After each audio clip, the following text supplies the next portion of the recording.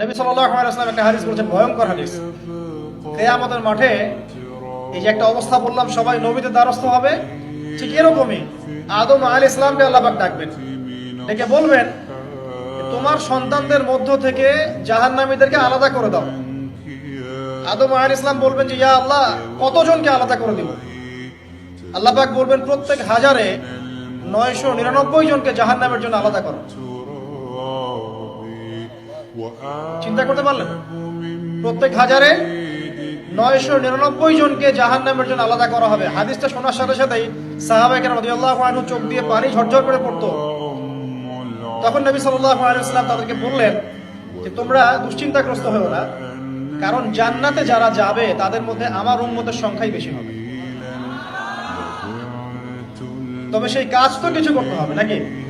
সেই কাজের মধ্যে প্রথম যেটা আপনাদেরকে বলছিলাম, 5 ওয়াক্ত নামাজ আল্লাহর ওয়াস্তে জামাতের সাথে আদায় করুন। পারবেন না ভাই? আল্লাহ পাক তৌফিক দান করুন। যত পাপী হয়ে যাক আবার উঠে দাঁড়ান। রাত্রে পর্ন দেখেছেন, তওবা করেন, উঠে দাঁড়ান। আপনার গার্লফ্রেন্ডের সাথে জেনা করেছেন, তওবা করে ফিরে আসেন। মাদক সেবন করেছেন, ইনস্ট্যান্ট তওবা করে ফিরে আসেন। কারো ক্ষতি করেছেন, তওবা করে ফিরে আসেন। মানে আপনি নামাজটা ছাড়েন না। মানুষ আল্লাহর পথে চলতে গেলে সবসময় একই গতিতে চলতে পারে না। আল ঈমান ইয়াজিদু ফিত তাআ ওয়া ইয়ানকুসু ফিল মাসিয়া। বলা হয় ঈমান হচ্ছে আনুগত্য বৃদ্ধি পায় আর আল্লাহর অবাধ্যতায় কমে যায়। আল্লাহর পথে চলতে গেলে হোঁচট খায় মানুষ। অনেক সময় দেখা যায় যে খুব ভালো আমল করছি, মনে হচ্ছে আমি খুব ভালো লেভেলে আছি, ঠিক ওই সময় দেখবেন একটা ভুল হয়ে গেছে। এটা হয় না? বাসলিপ করে না মাঝে মাঝে? ওই সময় আবার উঠে দাঁড়াবেন, আবার তওবা করে ফিরে আসেন, ওযু করে ফিরে আসেন, আবার জায়নামাজে মুসল্লায় দাঁড়ান, সালাত পড়েন। সালাত ছাড়েন না ইনশাআল্লাহ। কারণ নবী সাল্লাল্লাহু আলাইহি ওয়াসাল্লাম বলেছেন, লা তাতরুকান্না সালাহ ইয়া মুআজ, হে মুআজ রাদিয়াল্লাহু আনহু, কখনোই সালাত ছেড়ে দিও না।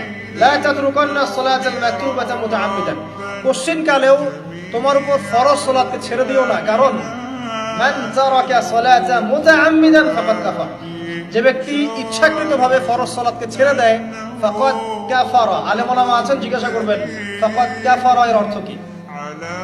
যে ব্যক্তি ইচ্ছাকৃতভাবে ফরজ নামাজকে ছেড়ে দেয়, সে ব্যক্তি যেন কুফরি করলো।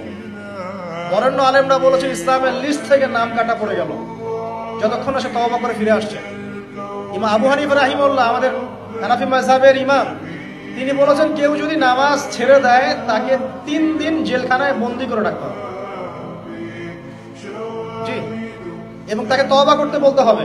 যদি সে তওবা করে তার শাস্তি মাফ, নামাজ আবার সে শুরু করবে।